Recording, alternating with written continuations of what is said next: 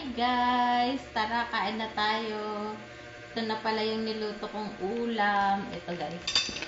Oh, di ba? Ito na yung aking masarap na papaya. Dinengdeng. Sarap. Kain tayo guys. Sarap. Sarap guys.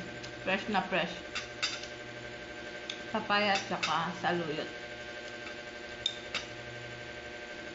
Tapos, may sili ako nilagay pero green. Ayan.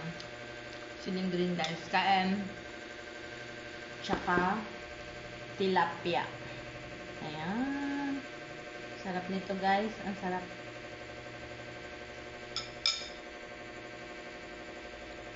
Kain tayo.